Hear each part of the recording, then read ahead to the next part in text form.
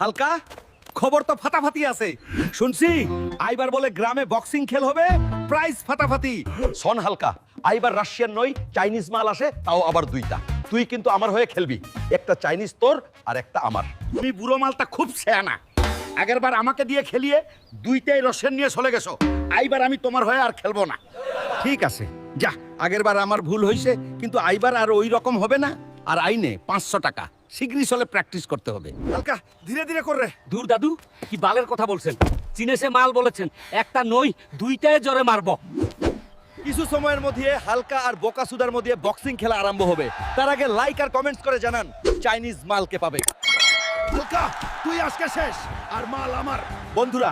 শীঘ্রই সাবস্ক্রাইব করে আমাকে শক্তি দিও তারপর দেখি মাল নেই কিভাবে তোর এত বড় সাহস আমার গ্রাম থেকে মাল নিয়ে যাবি তাও আবার হালকা থাকতে